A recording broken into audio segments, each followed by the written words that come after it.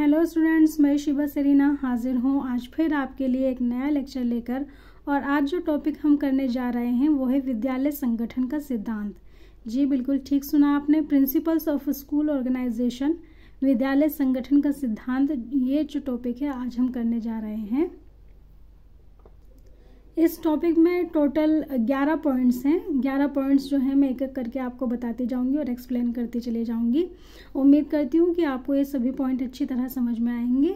चलिए बिना किसी देरी के इसको शुरू करते हैं। मेरे साथ वीडियो में अंत तक बने रहिएगा। पहला पॉइंट देखिए, प्रोटेक्शन ऑफ सोशल वैल्यूज़, सामाजिक मूल्यों का संरक्षण। तो जो हमारा समाज है, समाज से ही स्कूल बनता है, क्योंकि समाज के बच्चे ही स्कूल में पढ़ने आते हैं ना। तो जो सामाजिक मूल्य हैं उनका संरक्षण तो स्कूल को देना ही होगा, तभी तो समाज उससे जुड़ेगा, उसमें बच्चे पढ़ने आएंगे। तो समाज के बहुत सारे मूल्य होते हैं और उनको संरक्षण जो है वो जो विद्यालय होता है वो उसको देना ज़रूर होता है। बहुत अहम पॉइंट है ये। तो विद्यालय संगठन का यह अत्यंत ही महत्वपूर्ण सिद्धांत है कि वह सामाजिक मूल्यों या मूल्य का संरक्षण करे। समाज का अहम अंग होने के नाते ये ज़रूरी है कि यह समाज के सामान्य तथा विशिष्ट उद्देश्यों को संरक्षण दे। तो समाज के जो हैं विशिष्ट उद्देश्य और सामान्य उद्देश्य जो भी होते हैं उनको ये संरक्षण दे। सामान्य उद्देश्य में आप कह सकते हैं कि एक जो बच्चा विद्यालय में पढ़ने आ रहा है उससे क्या अपेक्षा है कि वो अच्छा नागरिक बने, ये एक सामान्य उद्देश्य होता है। फिर विशिष्ट उद्देश्य जो हैं वो भी विशिष्ट उद्देश्य होते हैं। तो इस तरह जो है कई सारे मूल्य होते हैं समाज के जिनको विद्यालय को संरक्षण प्रदान करना होता है। नेक्स्ट पॉइंट देखिए आपके सामने है, अचीवमेंट ऑफ स्पेशल एम्स, विशिष्ट उद्देश्यों की उपलब्धि। अब ये समझिए कि जो विद्यालय है, हर एक विद्यालय अपने आप में अलग होता है और हर एक विद्यालय की अपनी ज़रूरतें होती हैं। उसी के अकॉर्डिंग हर विद्यालय के जो हैं अपने कुछ खास उद्देश्य होते हैं जिनको हम विशिष्ट उद्देश्य के तौर पर देख रहे हैं। ठीक है, तो हर विद्यालय के अपने उसकी ज़रूरतों के आधार पर तथा परिस्थिति के आधार पर विशिष्ट उद्देश्य होते हैं। उनको प्राप्त करने तथा उनकी उपलब्धि करने का प्रयास करना है। तो उनका प्रयास करना, ये जो है उन उद्देश्यों को प्राप्त करने का प्रयास करना, ये जो है विद्यालय का अहम प्रिंसिपल होता है। चलिए आगे बढ़ते हैं। थर्ड पॉइंट देखिए, बालकों की व्यक्तिगत विभिन्नताओं में रुचि। ये भी बहुत ही अहम बिंदु है कि जो बालक होते हैं, विद्यालय में जो बालक आते हैं, उसमें जो बालक होते हैं सभी अलग अलग जगहों से आते हैं, अलग अलग उनका बैकग्राउंड होता है। तो उन बालकों की जो व्यक्तिगत विभिन्नता है उसमें जो है विद्यालय को रुचि रखना बहुत अहम है। प्रत्येक विद्यालय में तमाम बालक अपनी अपनी विशेषताओं यानी खासियत तथा विभिन्नताओं यानी उनकी जो इंडिविजुअलिटी होती है, विभिन्नता होती है, उनमें विभिन्नताओं के साथ आते हैं।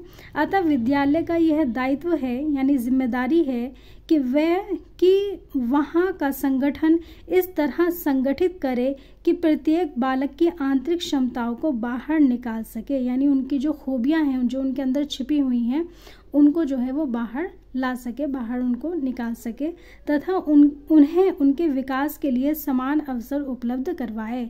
यानी कि हर एक बच्चा जो अलग खूबी रखता है, हर एक बच्चा जो एक दूसरे से अलग है, अलग अलग उनकी जो खूबियाँ हैं, उनकी जो भिन्नताओं के साथ जो खूबियाँ हैं, उन सब को जो है अवसर मिलना चाहिए। ये नहीं कि सिर्फ जो है एक्सट्रोवर्ट बच्चे उनका ही विकास हो रहा है, उनके लिए ही चीज़ें हैं सिस्टम में, नहीं।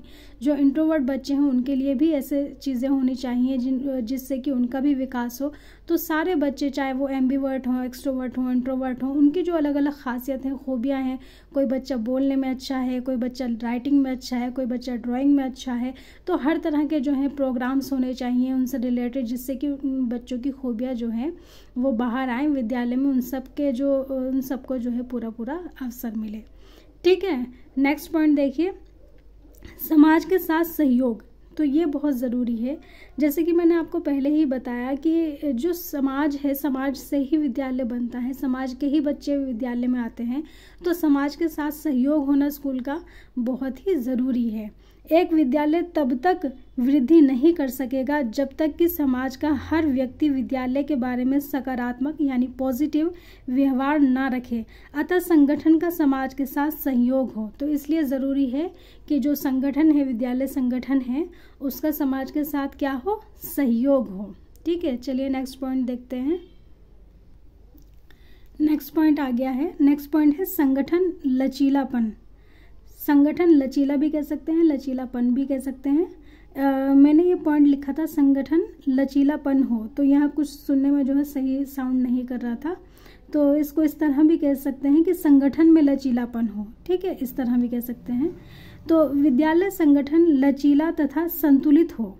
कैसा? एक तो उसमें फ्लेक्सिबिलिटी होनी चाहिए। आपको पता है जो ज़्यादा स्ट्रिक्ट होते हैं वो क्या होते हैं, अक्सर ही टूट जाते हैं। इसलिए फ्लेक्सिबिलिटी हो, कि फ्लेक्सिबिलिटी होगी, लचीलापन होगा तो वो टूटेंगे नहीं, बल्कि जो है परिस्थिति के अनुसार जो है उसमें ढल जाएंगे, ढाल पाएंगे अपने आप को।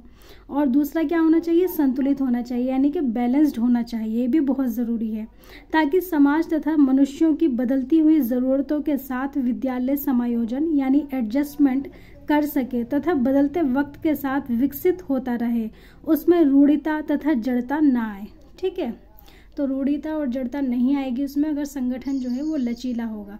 तो ये एक अहम बिंदु था। चलिए अब नेक्स्ट बिंदु आपके सामने है, वो एक्सप्लेन करती हूँ आपको। जैसे कि आप देख रहे हैं 6th पॉइंट। 6th पॉइंट है व्यापकता का सिद्धांत।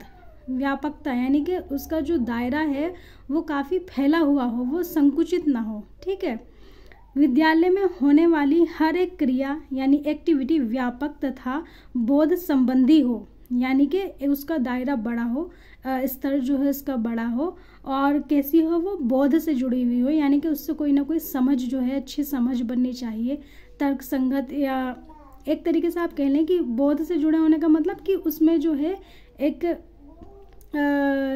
ये चीज़ होनी चाहिए कि वो बुद्धि से जुड़ी हुई होनी चाहिए। ठीक है, और विद्यालय संगठन की तरफ से एक स्पष्ट चित्रण इनका होना चाहिए। ठीक है, स्पष्ट चित्रण इनका होना चाहिए कि इस तरह की एक्टिविटी है, इससे ये होता है, इस तरह के फ़ायदे हैं, इस तरह के नुकसान तो खैर कम ही होते हैं, फ़ायदे ज़्यादा होते हैं। एक नुकसान जो दिखता है वो ये कि बच्चों का जो है पढ़ाई में फिर ज़्यादा टाइम उनको नहीं मिल पाता अगर ज़्यादा एक्टिविटी में इन्वॉल्व होते हैं, तो ये थोड़ा सा होता है। वैसे ज़्यादातर फ़ायदे ही होते हैं। तो इनका होना क्या होना चाहिए, विद्यालय संगठन की तरफ से एक स्पष्ट चित्रण इनका होना चाहिए, क्योंकि इनका प्रभाव प्रत्येक बालक के विकास तथा भविष्य पर पड़ता है। तो इसलिए क्लियर होना चाहिए कि ये जो एक्टिविटी हो रही है वो क्यों हो रही है, और इससे बच्चों को जो है क्या फ़ायदा होगा, बच्चों की समझ पर इससे क्या असर पड़ेगा, ये बोधगम्य है या नहीं। तो इस तरह से जो है उसका स्पष्ट चित्रण होना चाहिए। ठीक है, तो ये है व्यापकता का सिद्धांत। चलिए नेक्स्ट देखते हैं। नेक्स्ट पॉइंट है 7th पॉइंट, अनुकूलता का सिद्धांत। अनुकूलता का मतलब होता है अडेप्टेबिलिटी। अडेप्टेबिलिटी आप समझते हैं, किसी चीज़ को जो है अपनाने का जो तरीका होता है, किसी चीज़ को अपनाना, उसे कहते हैं अडेप्टेबिलिटी, है ना। अनुकूलता का सिद्धांत, यहाँ प्रत्येक होने वाली क्रियाओं को सरलता तथा सुगमता देना, अर्थात उनके लिए अनुकूल हो, मतलब कि बच्चों के लिए अनुकूल हो, क्योंकि अनुकूलता यानी अडेप्टेबिलिटी ही कामयाबी की कुंजी है। अगर वो बच्चों के अनुकूल नहीं होंगी एक्टिविटी, उनके तरह उनको समझ में आने वाली नहीं होंगी, वो अगर सुगम नहीं होंगी, तो फिर फ़ायदा क्या, बच्चे तो उसको समझ ही नहीं पाएंगे। तो इस तरह जो है 7th पॉइंट आपने देखा कि अनुकूलता का सिद्धांत जो है वो होना चाहिए, होता है बल्कि, तो ये बहुत अहम बिंदु है। फिर इसके बाद आप देखते हैं पॉइंट नंबर 8, उपयोगिता का सिद्धांत। विद्यालय में उपलब्ध तमाम संसाधन मानवीय तथा अमानवीय उनका उत्तम प्रयोग करें तथा उनसे उनका सर्वश्रेष्ठ काम लें। तो ये भी एक अहम बिंदु है कि उपयोगिता का सिद्धांत, यानी कि विद्यालय में जैसे कि पूरा staff, teaching staff, non teaching staff और तमाम जो अमानवीय चीज़ें होती हैं वो सब कुछ, चाहे टेबल, डेस्क, बेंच, चेयर और तमाम अलमीरा, ये वो बहुत सारा सामान, बहुत सारी चीज़ें, चाहे वो बच्चों के लिए खेलने के लिए पार्क हो, है ना, उनके स्पोर्ट्स के लिए, एक्टिविटी के लिए ग्राउंड हो, उन सब चीज़ों का उत्तम प्रयोग करना, हर एक चीज़ का उत्तम प्रयोग करना ये बहुत ज़रूरी है। उनको लापरवाही से ना लें और उनका सही तरह उपयोग करना जो है वो बहुत ज़रूरी है, ठीक है, ताकि विद्यालय का जो हर एक चीज़ है, हर एक उससे जुड़ा हुआ व्यक्ति है, वो अपना जो है सर्वश्रेष्ठ दे और उससे सर्वश्रेष्ठ काम ले, ठीक है। नेक्स्ट पॉइंट देखिए, व्यावसायिक वृद्धि का सिद्धांत। व्यावसायिक वृद्धि का सिद्धांत मतलब विद्यालय में मौजूद पूरे स्टाफ को आवश्यक प्रशिक्षण की सुविधा देना, यानी कि कहीं कहीं ज़रूरत होती है प्रशिक्षण की, कभी कभी स्टाफ को कुछ चीज़ें सिखानी पड़ती हैं, तो जहाँ जहाँ ज़रूरत हो उनको वो प्रशिक्षण की सुविधा होनी चाहिए, तथा उनके बेहतर प्रदर्शन में योगदान देना, और क्या कि वो अपना बेहतर प्रदर्शन कर सके, इसके लिए जो है ना सपोर्ट करना, उसमें अपना योगदान देना, ठीक है। नेक्स्ट पॉइंट देखिए, पॉइंट नंबर 10, जवाबदेही का सिद्धांत। ये पॉइंट जो है अपने आप में बहुत अहम है। अकाउंटेबिलिटी यानी कि जवाबदेही, ये क्यों अहम है? क्योंकि जब तक जवाबदेही नहीं होगी तब तक सब लोग अपना काम सही से नहीं करेंगे। विद्यालय के स्टाफ की गतिविधियों का विश्लेषण करना एवं संगठन को सकारात्मक परिणाम प्रदान करता है। इससे क्या होता है, जब विश्लेषण होता है स्टाफ का कि किसने क्या काम किया, किस तरह किया, कैसा किया, अच्छा किया, तो उससे क्या होता है, सकारात्मक परिणाम जो है वो निकलकर सामने आते हैं। इससे सभी स्टाफ सदस्य सतर्क तथा फुर्तीले रहते हैं, क्योंकि उनको पता है कि उनसे जो है पूछा जाएगा इसके बारे में, उनके काम पर जो है नज़र रखी जा रही है, इसलिए वो क्या रहते हैं, अलर्ट भी रहते हैं और फुर्तीले भी रहते हैं अपने काम में, ठीक है। सबसे लास्ट और अंतिम बिंदु है 11वां पॉइंट, सरलता का सिद्धांत, ठीक है, या फिर इसको सिर्फ सरलता भी कह सकते हैं। सरलता यानी कि इसको, जैसे इतने सारे पॉइंट्स मैंने आपको बताया कि इतने सारे सिद्धांत हैं, तो ये सारा काम जो है इजीली होना चाहिए, आराम से होना चाहिए, इसको बोझिल ना बना ले, इसको बहुत ज़्यादा उलझा हुआ ना बना ले। जैसे पढ़ाना ही है तो पढ़ाने का माध्यम सरल हो, है ना, और सभी कार्य जो हैं विद्यालय में वो सरलता से चले और उनमें जो है ज़्यादा उलझन ना हो, तो ये भी इसका एक महत्वपूर्ण बिंदु है। तो इस तरह टोटल 11 बिंदु हैं। उम्मीद करती हूँ कि आपको सभी पॉइंट जो है अच्छी तरह समझ में आ गए होंगे। इसी के साथ मैं आपसे रिक्वेस्ट करूँगी कि अगर आप इस चैनल पर नए हैं और वीडियो को पूरा देख लिया है तो प्लीज़ चैनल को अभी सब्सक्राइब कर लें। साथ ही अगर बेल आइकन प्रेस नहीं किया है तो वो भी प्रेस कर लें। Thank you for watching this video. फिर मिलूंगी आपसे नए टॉपिक में, नई वीडियो में, नए लेक्चर के साथ। तब तक के लिए पढ़ते रहिए, खुश रहिए।